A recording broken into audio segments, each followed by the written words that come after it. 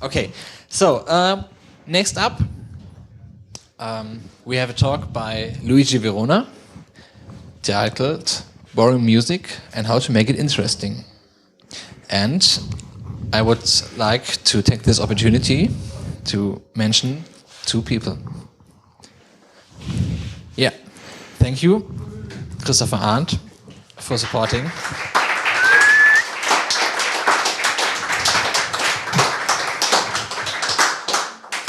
And also, thank you, Daniel Appelt, for supporting the convention.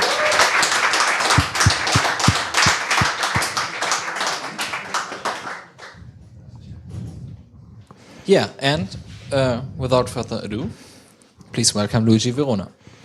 Hey. Thank you. I should have some signal from the laptop already. Try it. Okay. This is just a calm track just to understand how loud it is. All right, so I want to start with an interesting exercise, and the exercise is this. If you want to enhance your music production skills, you might want to take a track that you really like and try to reproduce it. It's a time-honored method. And I want to show you several examples and ask your opinion on how you think these things could be reproduced or how you would approach them.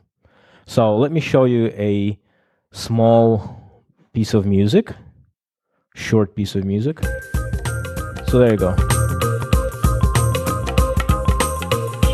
So think, how would you reproduce it?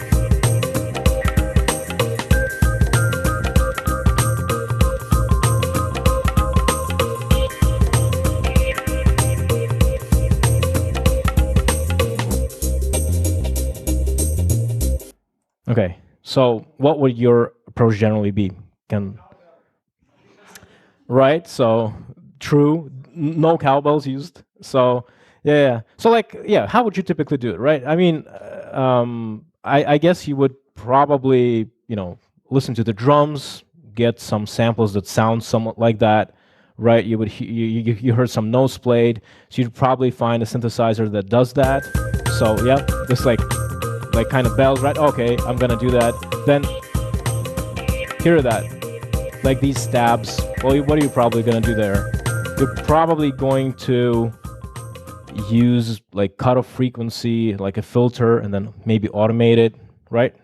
Would you generally agree with that? That's how you would do it, yeah? So now let me give you another example. So I want you to listen carefully, and then maybe somebody can tell me how they would reproduce this.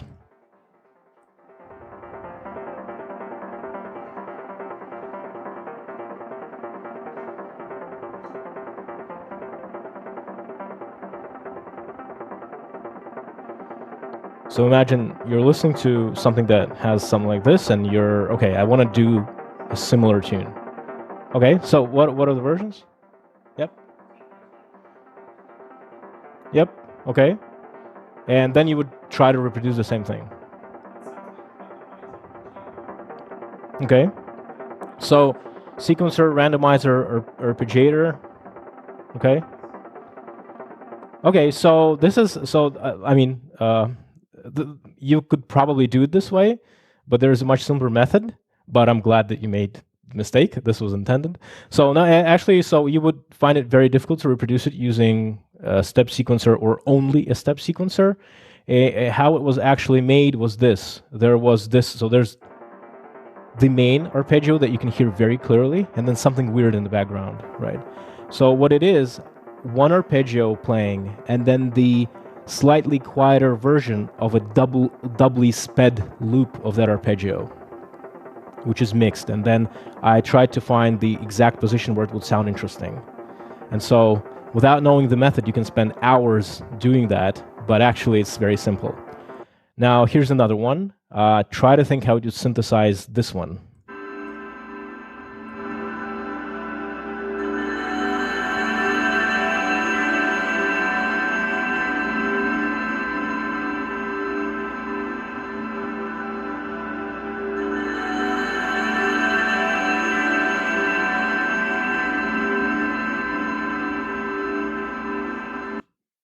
So, what?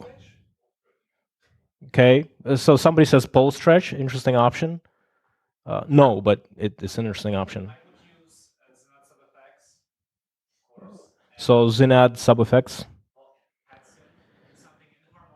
So tell me, let me start this again. Tell me how many layers of sound how many synths you would need for this. Just one. You would be able to do this with one. Okay. And what would you automate to get it?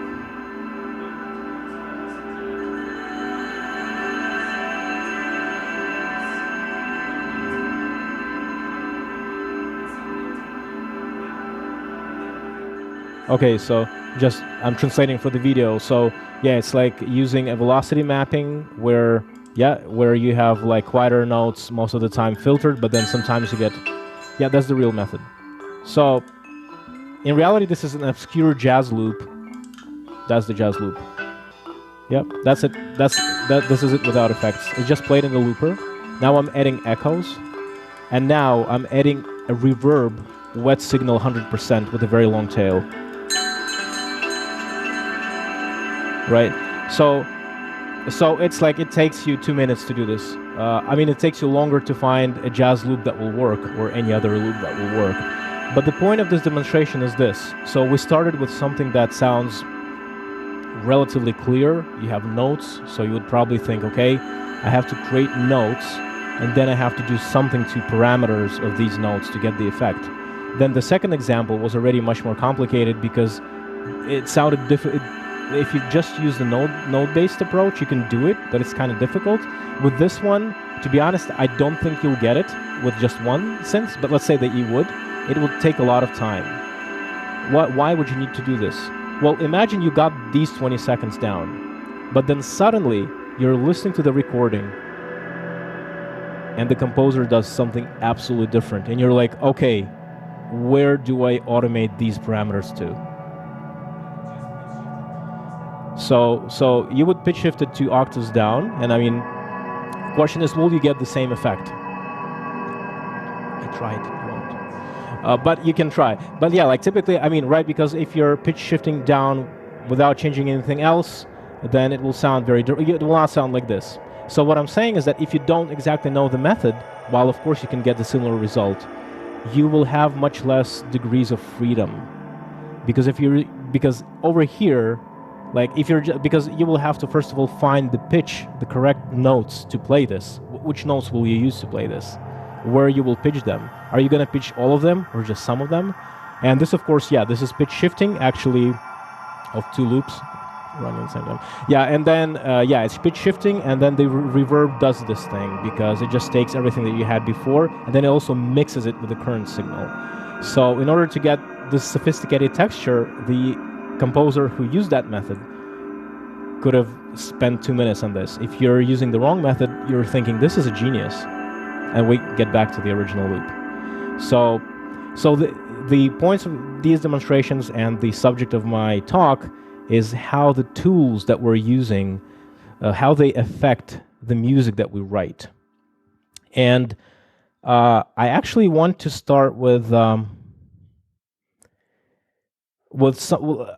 interview that I listened to of Brian Eno from the 80s. And there are several interviews, and Brian Eno was generally he's very well spoken, and he talks about music theory a lot. And one of the things that he said, and I listened to that interview like in 2000 something, was that one of the new things that happened in the 20th century was that we were able to record music on tape. And what that did was that it made sound malleable and durable. Now you can actually change what you before that were just hearing in the air, in the ether, and you couldn't change that. And of course, this is something that all of us kind of know, but because all of us here were born into the world where this is normal, we cannot imagine how it could be different. Just like we cannot imagine living without refrigerators. And it could be surprising to learn that in the past, restaurants were not offering any menus because that didn't have, the food stored anywhere. So you would come in and they would say, "We're serving this soup." That's it. There's no choice. So the same thing with having tape. Now there are certain consequences that are not entirely obvious at first, and one of them, of course, is that music can now be listened to several times. And this is something that is already pretty revolutionary. People did not have that before. You're listening to the exact copy of a track that you heard just 2 minutes before. And a lot of the music that exists today and was written in the 20th century would not be possible without this opportunity, because there are many tracks that sound more interesting on second, third, fourth listen, where you discover layers of details. And in fact, many composers would not even have the reason to add any details because they know that it will not be heard. You would only add details that actually enhance the live performance. And so if you look at the orchestra, it's very well tuned. And from the perspective of a modern electronic musician, it is somewhat simplistic in that you hear what you get. Of course, actually, many things are tuned so that they really sound very, very well. But you know what I'm saying? Like, there's not a lot of underlying detail that you could find in some electronic compositions or even rock music, but that were now possible to explore. So another thing, of course, is that you could manipulate the sound physically, and this is something that people started doing with a lot of pleasure by manipulating tape and gluing tape pieces together, creating tape loops, and of course try to treat non-music sounds as musical. I would say that the results are typically kind of difficult to listen to in my personal view, and it has to do probably with the fact that it was just very new and people were very excited. But when probably all of you and myself were kids and were exploring what tapes mean, we actually didn't probably do a lot of tape cutting. I definitely didn't. And I think that there is a very interesting and a very objective reason for this. Because if you think about tape reels that were like in the 30s, 40s, 50s, it would look something like this, right? So as you can see, the tape is readily available. You just cut it and do whatever. When I was a kid, I didn't have that. I had this. Yeah, and this means that the tape is really inaccessible. You need the screwdriver to get it out. Then you have to put something in. Then you can also see that it's really closely attached to these reels themselves. And it's like, how do I get it out? So there were people who did do these things. But, it was not very common, and you have to really get into it. I've seen some tape loops that people created, just like that, and they had to really build it out, and you could even buy some of them. But I never did that. What we did do, though, is we tried to do, we understood that now we have this malleable material that we can do something with. And because we didn't have much equipment, we did what we could with the equipment that we had. So this is my childhood you're looking at. This is the Sony FB-B170. Sonoj, right? It's FH, sorry. Interestingly enough, what you're looking at is the highest quality photo of this device that I could find. Apparently, none of the devices that were big in the 90s have good photos. Almost none of them. I don't know why. Maybe there were too numerous and the internet was not there yet, along with good cameras. So what we did was this, and so some of these devices, and this device in particular, had an interesting thing. So you have a recording deck, and then you have a microphone line in. So you would do this. You would record your voice on this tape, then you would put it here, and both the line in and the mic and the play deck were actually mixed in order, and then inserted here. So what you would do is you would start copying your voice to another cassette while speaking again. And so then you could do these entertaining things like a dialogue with yourself. And I remember doing these entertainment programs that then we would show to our friends and our parents, with like being in the studio, and then another Luigi comes in and starts arguing with the Luigi that started the program, and stuff like that. And of course, you would also think, hey, I really want to do music. I want to make something that is my own, but I don't have synthesizers. Computers were not really available back then, unless it was very expensive. And so what you would also do is you would try to find pieces of music that have just the drums, or they just have just the strings or pads. And then you would try using the same method. You would try to get this, so first of all, what you would do is you would find pads, and then you would copy them several times so that there are like several blocks of them. And then you would use something like Walkman. Remember Walkman? Yeah. And you would start playing one tune in the Walkman, and the other tune would be playing here, and you will mix them. And it would sound something like this. So this is a pad, right? Right, and it's in the beginning of the track, so it's duplicated.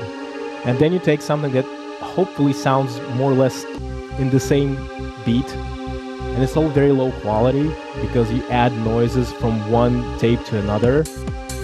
Yeah, and then of course you cannot go anywhere with it because the tunes then go into something non-compatible, and so that's it.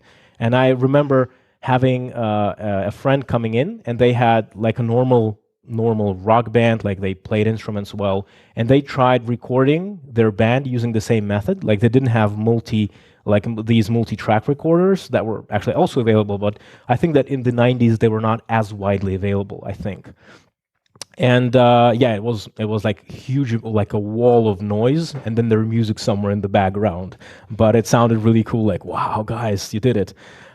So I think that this is a very important very important mindset, because when you're treating music as something malleable, then you begin to realize that you have absolutely different approach to how you write music. And I think that this is important, and we'll talk a little bit later about it, because it changes the music into something else.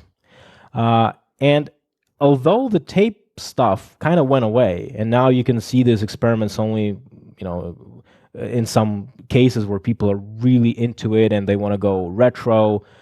In all actuality, this did not go away. And in fact, you kind of heard a little bit of this. I can show you examples of music that is actually tape music. It uses the same principle, but it doesn't sound like it. So let me give you the first example.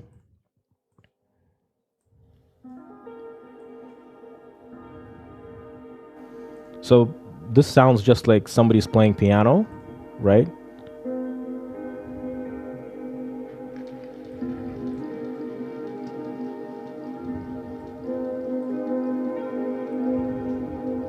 Yeah, it sounds nice, right? It's very soothing.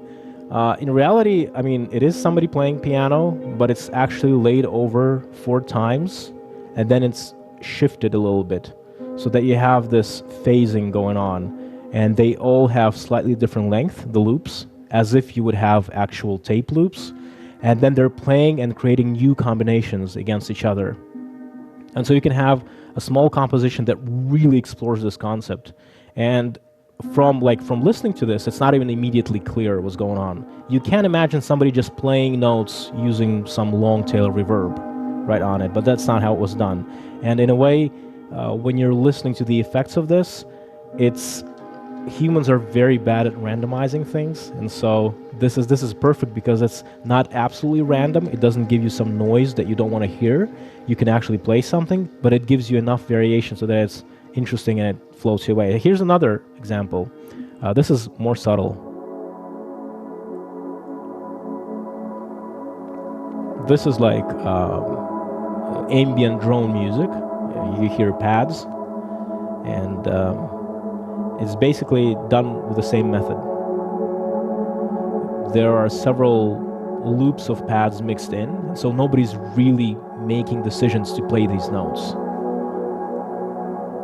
And if you practice a little bit and you kind of understand what notes to play initially for the original loop, it can sound very, very nice. It can sound like there are no dissonant notes there. It sounds very, very deliberate, right? But it's not. Well, not really. So yeah, tape music didn't go away. So that one of the important things that I believe changed about music and made it into this concept of electronic music was the creation of tape and this concept of sound being malleable. And we still have that actually. Sound now is just even more malleable than we had it before. We can do anything we want with sound because digital representation of the sound is as malleable as it gets, I guess.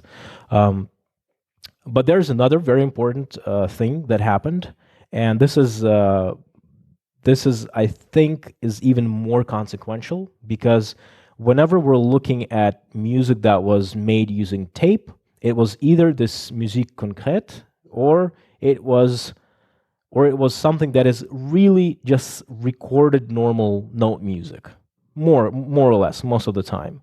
It didn't I don't think that it dramatically changed the thinking of kind of ordinary musicians around the world who are used to writing melodies, who are playing in bands. So another thing was this.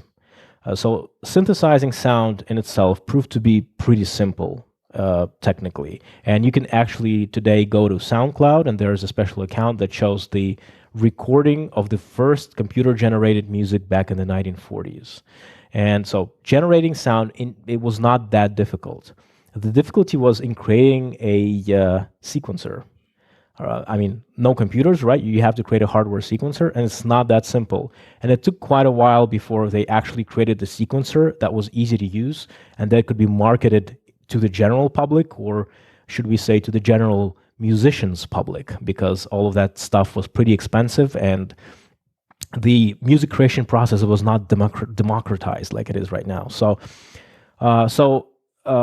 actually, even before these sequencers appeared, there were many original things also based like on tape loops. For example, there was Rhythmicon, or there was Rhythmmate and Sideman. Do you want to hear like what these sounds like?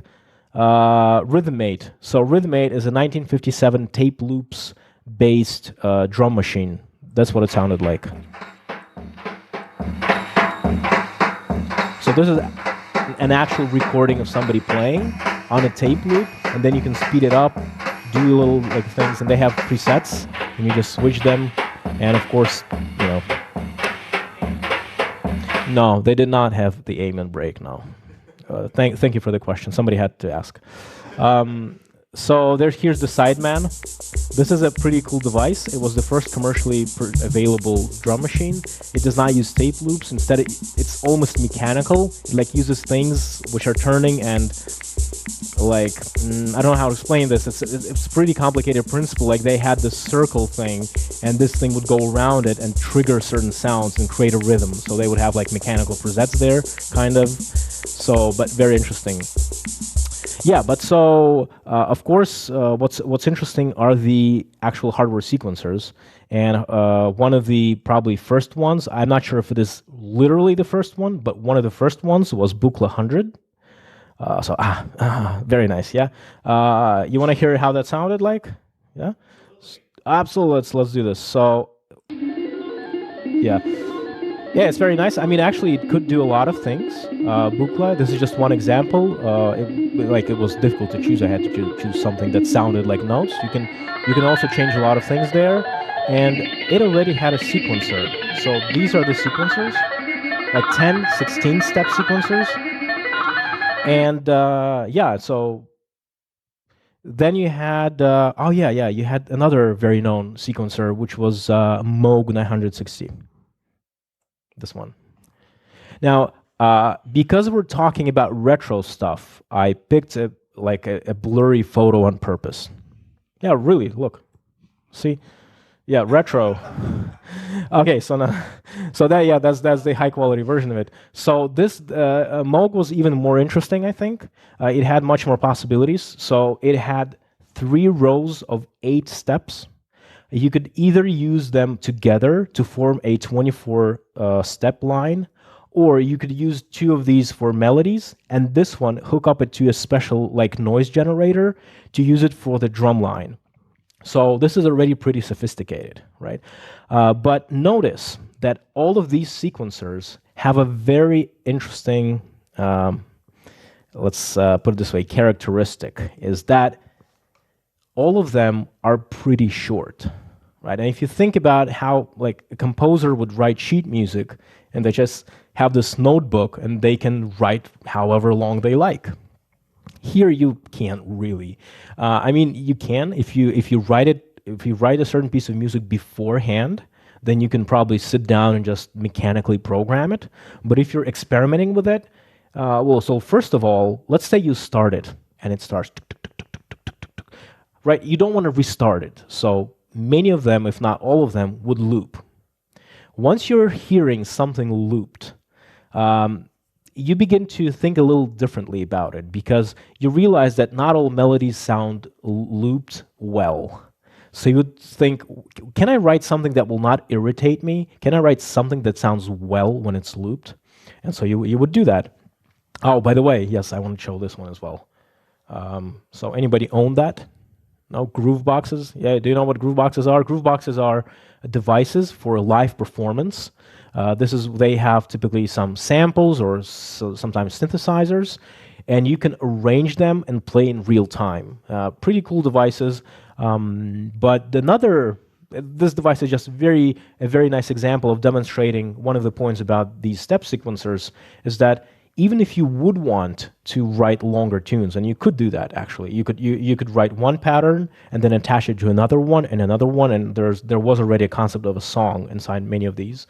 So it is very difficult to manipulate, especially editing it. So you have to move kind of the editing head across the step sequencer, then you have to input the note, and then if you feel that you've made a mistake, you have to understand where it is. You have to go there using all of these shortcuts, and like you have like 3 or 2 buttons here, and you have to use weird combinations of these buttons to do things. So it's very complicated. In other words, what I'm trying to say here is that you would probably opting for very short melodies. And this is very important because instantly you're starting thinking in a very different logic. You're starting to think, okay, so I've put this very simple melody here. It's almost not a melody, but now how do I make it interesting, right? And there are several ways to make it interesting. So of course, one of the ways is you have a sequence that plays along, and then you can drop notes or change them on the fly. Tangerine Dream did that a lot. They would have live performances where they would just change it in real time, and it sounds more interesting. And of course, there's another very, very important, and I think they're very underappreciated thing, is that once you realize that your notes are more or less fixed, you begin thinking, okay, but wait a minute. Remember Buchla? Look how many knobs created the sound. Why should I think about pitch only? Why can't I manipulate other things about it? Why can I not create a narrative by manipulating something else than pitch? And that was, I think, the first kind of step towards a very different kind of music. And of course, very quickly, we realized that actually manipulating other parameters does create a very good narrative. And I'll now show you a very known example of this. Yeah, so you have non-changing notes, right? Nothing changes. It's actually kind of boring already. And now we begin to change it. And actually, it's not bad. It sounds very good. We're ready to listen to a lot of that. And if you have several lines of this going on, then you can live with that. You can now tell a story with this, in fact. By the way, this is not real TB303. I can use this opportunity to say that this is a very underrated TB303 software plugin that almost nobody knows about, but which, to my knowledge, is the best plugin there is that emulates TB303. It's called VB303, Venom. It was made by programmer, I think, Anton Savov. And it's on KVR. There's a KVR audio forum, and you can download this.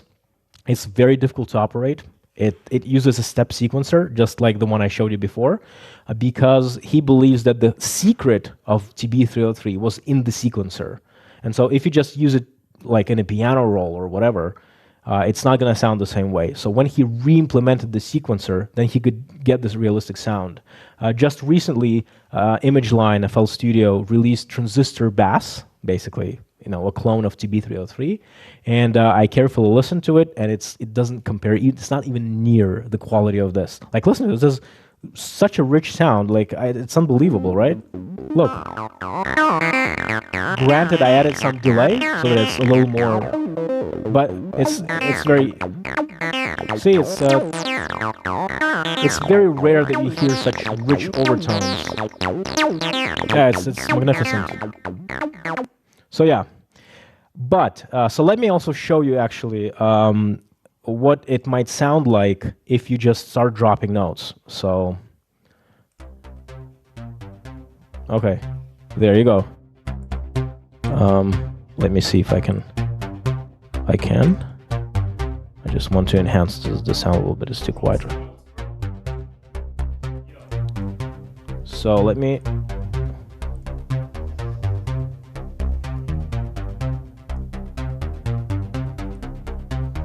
Right, even adding a couple of notes is already very interesting.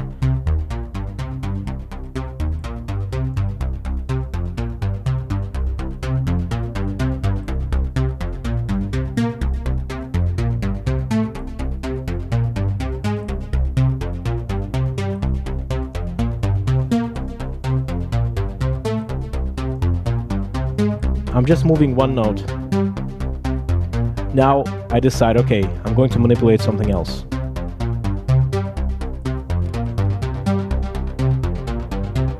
So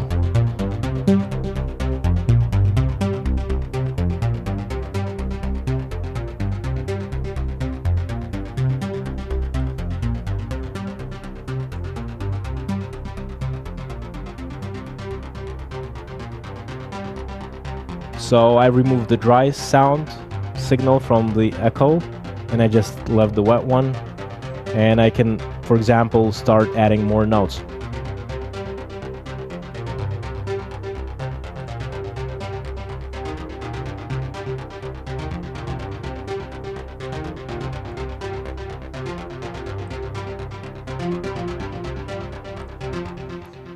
So as you can see, although we're limited in the notes, in general, it sounds okay. And if you add more layers to it, then it will sound pretty good. And so losing the control over pitch didn't seem to do much harm, much damage.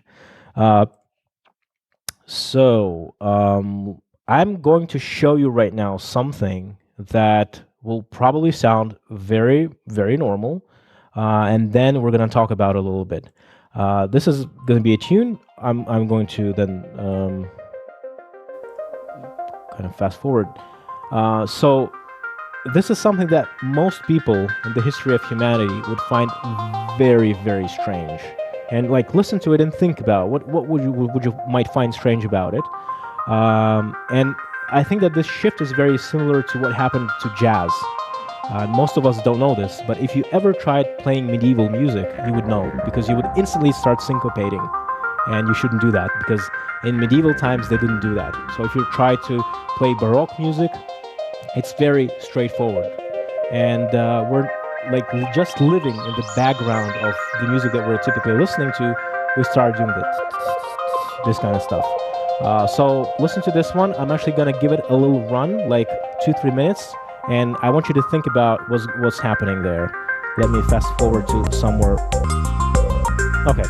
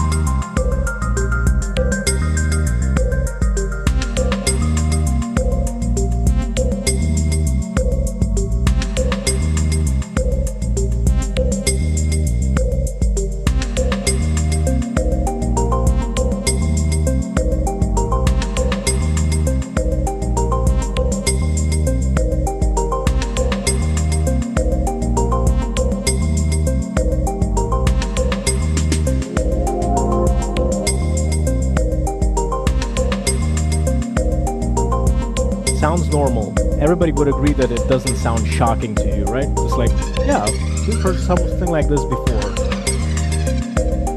So the interesting thing about this music that would indeed shock many people who like lived 100 years ago was that in this tune there's not a single, and I know, there's not a single melody that is longer than 16 beats. Not a single one. At the same time, notice that although, like, I think that somewhere in the middle, this was actually played live, so somewhere in the middle I think it was a little too long, it could have been faster, but in general, you can feel the movement right in the music. You can feel that something is happening. You're not bored, right? It's not boring. And that's why I call it boring music. I call it very lovingly that if the music is very short, well, it's boring. So how do we make it interesting? Well, you never actually, like, you think about it completely differently, because from the point of view of just melodical music, this is like first grade solfeggio or something, right? There's nothing special about it. But of course, in reality, this is not how this music is done. You think absolutely differently. This was in fact played live. I had the 16-beat loop set up in a sequencer, and I would just start on and off different clips and just turn the volume on the ones that I wanted to bring in. And so now notice, we're getting back to the first kind of arpeggiating theme, and it feels as if we've explored it, right? It feels as if we've been there, we've really explored the theme, but we never went beyond 16 beats. Whereas in kind of classical music approach, you need a melody and then you need to develop it. And a lot of the music theory would be talking about how to correctly write variations so that you have the satisfaction of having really explored the musical theme. And that's not what we typically do as electronic musicians, as musicians who write boring music. I actually was thinking a lot about how this music can be called. For a long time, I called it sound music, but I was really unsatisfied with this because, like, come on, sound music, it sounds very stupid. I actually decided to call this, or I think a better term is sub-melodic music, because it is melodic, you have notes in there, but it's not fully melodic, so sub-melodic. I mean, I know it's a little weird to introduce a term that nobody else uses but me, but I think it's a good way to label, at least in this talk, this kind of music, sub-melodical music. So it's not about melodies, but it does use melodical phrases, typically very short. One of the things that we recognize very frequently is that whenever we have new technology come in, we recognize that resulting art becomes different. For example, theater and film. These we widely recognize are different forms of art. Although they're super similar, right? You have both include script, both include a director and actors, both include some sort of story, both include an audience watching, right? But we universally, in fact, recognize that even the skill sets of actors required for both mediums are very different. And while in theater it's more sequential, and it's in a way easier in one sense and more difficult in the other, in film there is a lot of editing, and because of the nature of how films are made, you sometimes film something that is in the end of the movie and then film the beginning. And this is another challenge, although it can be simple for some people. I think that the same should be, the electronic music that we have should be treated the same way. But from what I understand, musical academic world has not understood this. And while theater and film are really treated as different forms of art, most music is treated just like music, just a single form of art. And then what you have is that a classical musician or a classical composer would listen to something like this and say, well, this is primitive. Anybody can do that. But of course, actually, first of all, it's not primitive, and it has, even like in the span of 20 years of mainstream musicians going for that kind of compositions, we really have progressed in the way. Remember the first naive experiments, like you would get some trance music compilation, and they would start with like a theme, a bass or whatever, a bass, and then some drums, and then they would add more drums, and then another theme, and so then it grows like that stack, and then hilariously, the tune will end by slowly dissolving the stack back. And at that point in time, you already want to turn it off because, yeah, I get it. And then you're going to remove the drums, then it's going to be only the bass, and then it's going to stop. And nowadays, actually, people don't do that anymore. Even when you listen to some of the known EDM music stuff, they would have like this big break in the tune, a lot of melodies, and then it all dissolves into just a bass line and a drum, right? It sounds like a simple idea, but people had to actually understand that this is a good way to develop a tune, because you have like this emotional uplift, but then you have no place to go anymore. So then you drop it, and then you have, again, space to move on. I think that it is a very simplistic, though, approach that if it's short, then the only thing that matters is the rhythm, and therefore all of this kind of short sub-melodic music should be only dance music. Of course, if many of you listen to electronic music, you know that there's a huge amount of music that sounds exactly just like that, very short stuff, but it's not for dancing at all. In fact, it could be absolutely different. The purpose could be very different. So I think that in a way, I really hope that someday, and maybe talks like that might prompt somebody to spend more time developing this field, because I think that this is important. It's a new form of art. It's music that never before existed, but now is actually a common language that we all speak without even realizing. I wrote the tune that I showed you, the 16-beat tune. I wrote that without thinking about the fact that it's 16-beat. I just wrote it. And then I just developed it, and I didn't think about it again. Some years ago, I decided to make a tribute to old trance music. And so I decided I'm going to write this old school naive music. And then when I listened back to it, I'm like, they never developed the tunes this way. Like, without being a genius, I just wrote it slightly in a more complicated manner, because we just don't do that anymore. You don't have to be a genius. You just have to constantly listen to the music that is being developed around you, and realize that you don't do that anymore. You don't start with a bass, then add drums, then more drums, then some theme, and then go back. It's just not done anymore. It's bad practice. In the classical world, there is this phenomenon called electroacoustic music, which I think, I don't necessarily understand why it exists. I understand historically why it exists. Historically, it was a lot of fun. I'm going to show you a composition by Luciano Berio in 1960s. And here's the interesting thing about it. This is the 60s, right?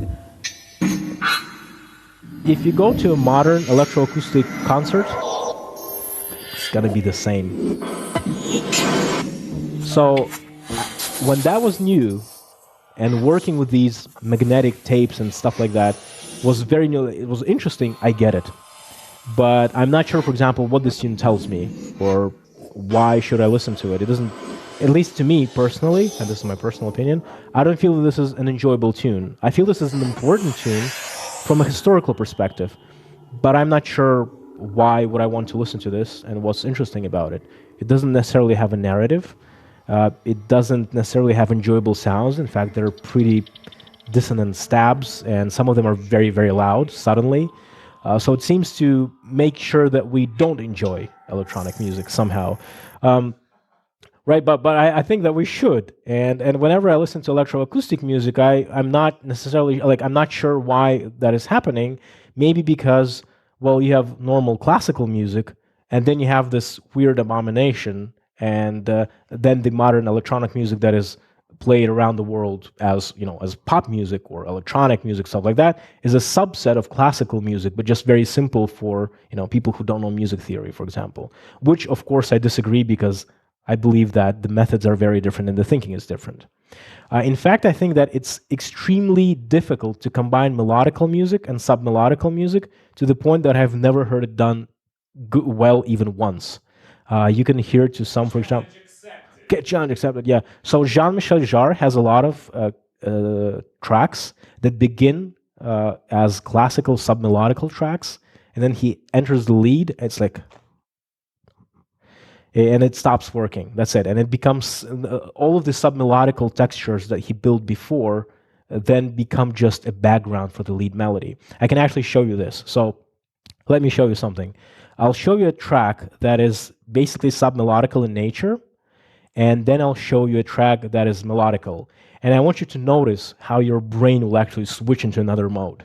So far I've been showing you only sub-melodical things, so you would have no problem with this one. So I'm actually going to fast forward to one spot that I wanted to show you. There you go.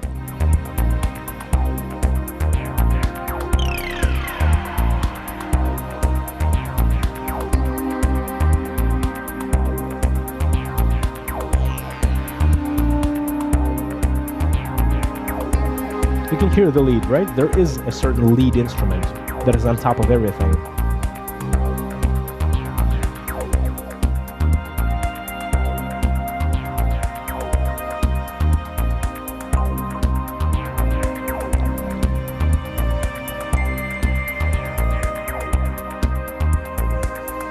And now the same theme is going to repeat. So it's repeating. But it stops short of actually being a melody. It doesn't grab anything in your brain to signal it's a melody. I can later go on and sing it to people and they will recognize it, right? At the same time, the tune itself exhibits a lot of emotions. It's not that it's dance tune. It does. This particular tune is actually made in this kind of Berlin electronic music style with things, but right, you have tension, you have emotions, you can get a narrative out there, but there's no melody. Now let me switch on something like a ragtime and its melodies. Notice how your brain reacts.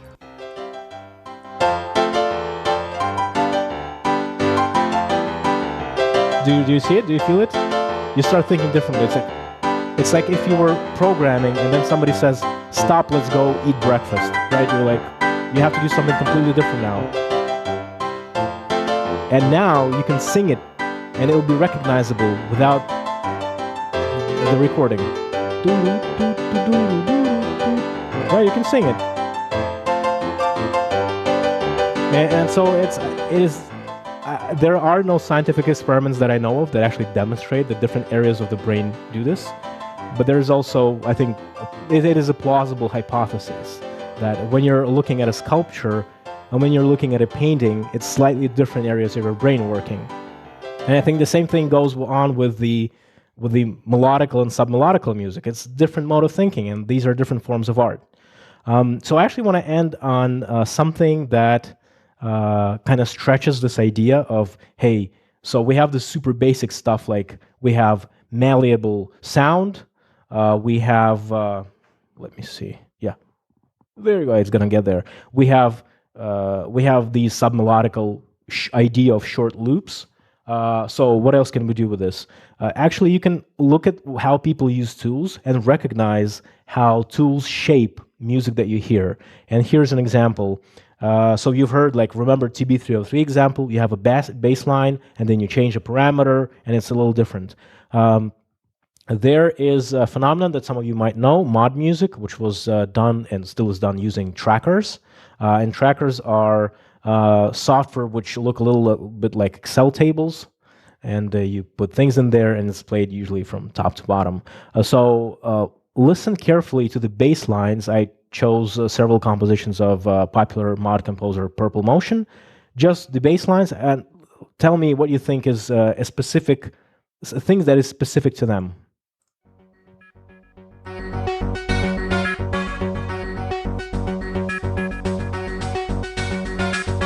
Just listen to the bass line. Another tune, same composer. What is special about the bass line? A lot of what? So they use a lot of octaves. Actually, they use a lot of different samples. So if they're using different sounds for every note, or like a couple of notes, and the question is why? And a lot of mod music does this. And when you see a trend, you have to ask yourself why. And it's very rare that it's cultural. If you hear this consistent behavior, it's probably based on tools. And of course, if you look at the normal sequencer, that will look something like this. It's like FL Studio, right? I have to arrange 5 samples, for example, and then have to go into each piano roll and, think how we would actually do this, maybe put these here, then this here. That's not how a tracker works. It works like this, right? So you have over here a row that denotes what instrument you're using. So just by editing this line, you can say 2, 4, 4, 3, 2, 4, 2, 4, 4, 3. It's very easy. And that's why you do it. And you can get an interesting effect out of it. And because you're always like, no matter which tool you're using, unless this is a universal music composer, which is yet to be designed by humanity, you're going to have limitations. And in order to make the music more interesting, you're going to be using everything that you have just, to the possible extent, to all the extents possible. So over here, this is what they started doing, because that made bass lines more interesting. They couldn't actually handle parameters, and early tracker music was not able to handle, will not have filters. And what they would sometimes do, they would sample filtered notes like, and then do the same thing here. But of course, that sounded mostly crap. So one of the ways was to just have very different samples and make this bass line. So that concludes my main presentations, and ladies and gentlemen, we're open to questions. Thank you.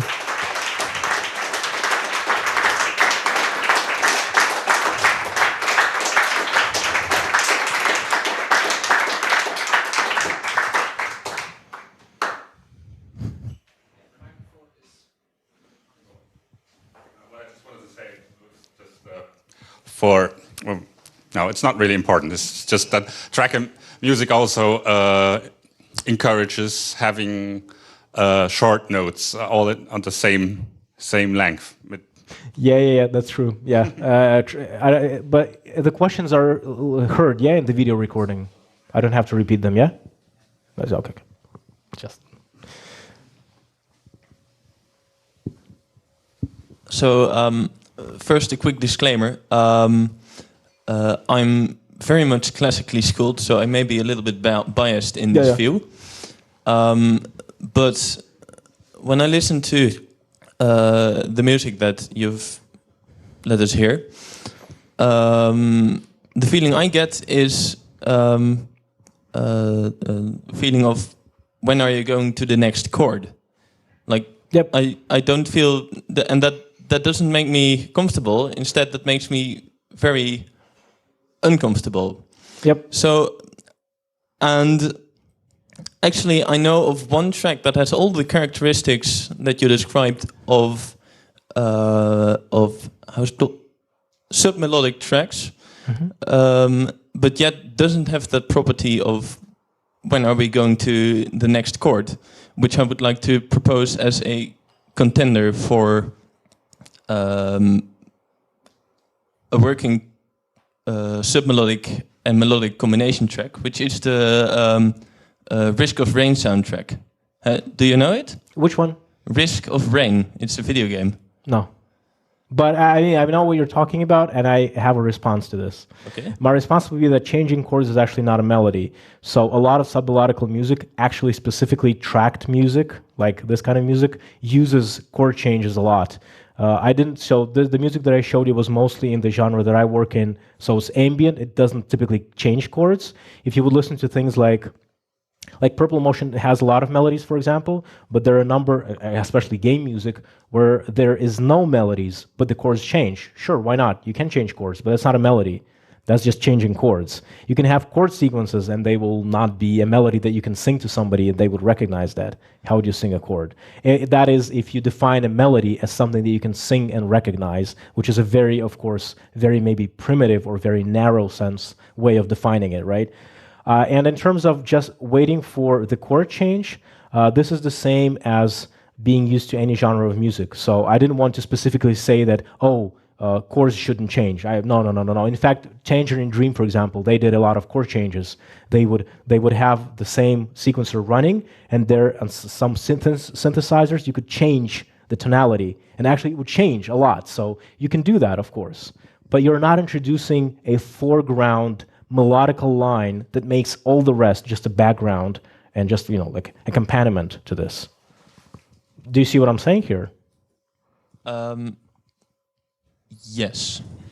Even though I still don't agree. But I mean, yeah, and also I think that a lot of so I think these questions are pretty complex because they touch upon very fundamental properties of what we know, and I think that it also requires a lot of thought. It's not that everything that I said is pristinely true. It's the general direction of it. So some nuance I want to touch on as well is that you now only compare the sub-melodic music with melodic music with just a melody, but there are also instances where where there are multiple melodies and where in fact the melodies and the chord structures are the same thing. Yeah, so I understand it's, that. It's counterpoint. Yeah. Sure. Yeah. That, yeah. No, I can compare it to counterpoint as well. You cannot do counterpoint on synthesizers like on step sequencers. Sure. You still cannot do it, right? So you have to go around these limitations. Remember, I'm not saying that these things are better or worse. I'm saying the only message that I'm saying is that they're different forms of art, right? I'm not saying that this, like classical music is the only good thing or this is the only good thing. I'm just saying they're so different and their principles are so different that they have to be different forms of art. You cannot compare them directly. You cannot say, well, look, Bach here wrote this complicated thing and you have just 8 notes. I think this is incorrect because just forms of art are different. Just like you can say, like, there was one thing that I didn't say, I can say it now, actually. So when let's look at, for example, theater and film. You can actually put a camera and film everything on the stage, right? And I think that whenever you're looking at electronic music and saying, yeah, but you can write all of this stuff and make not only chord changes, make counterpoint and complicated leads, sure, you can do that, but to me, that would be like saying that the only thing that a camera is good for is filming the stage. And I think that a camera is good for creating something that is very new and very different from theater. And that's the same thing. Like, yeah, classical music is a very different beast, and this is a different beast. But even in the theater example, there are, I thought there were movies that were like entirely filmed in one take. So then that would again be an intermediate form of... I would say that it's very close, although there are much more differences, right, between theater and film, even in the way the audience watches the film. But sure, I mean, it's not a black and white picture, of course. It's a gradient. I agree.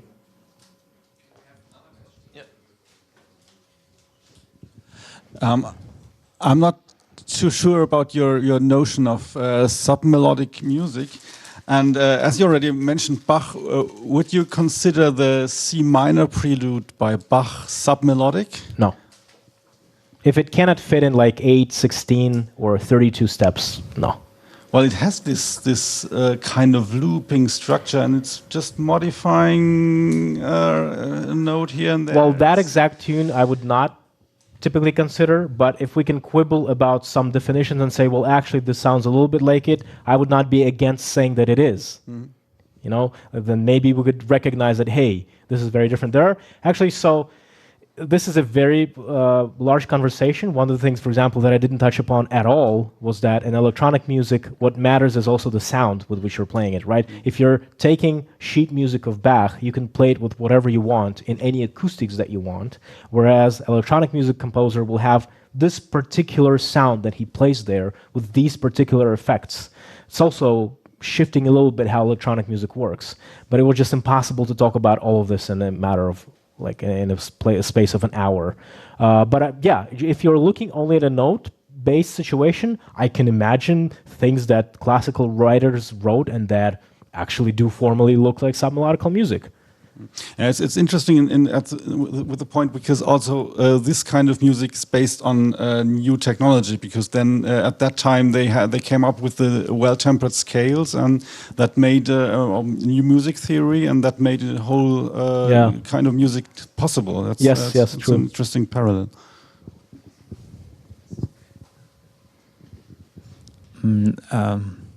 I have this notion in my head. I don't know if it's used. Chromatic music or chromatic, just scale, I guess. It's chroma. It means the color. So the chromatic scale is the whole palette of sounds on the piano we can play. But chromatic music in my thinking, is something that doesn't use melodies as a way of expressing emotion. But, for example, music that only relies on rhythm and changes of the timbre of instruments. So, to me, what you say, like when you have this TB303 bass line, it's actually the melody is looped. It's just the carrier of the information, and the information itself is the change of the tone, is the change of the timbre, the filter sweep, the distortion. What happens with the sound itself, not the notes that are played. That's something I just think. I would actually agree only partially. That's why I would not call it non-melodical music, because which notes you play actually does affect the mood of the loop. It really matters sometimes. If I play a minor loop, or I just play a loop with certain notes, it will matter. The impression will be very different, right? So notes do matter. It's just that they don't matter as much. Yeah, it's all a gradient, as you said. Yeah. There's a scale, and we can put our music anywhere we want. It doesn't have to be black or white. Yep. Thanks.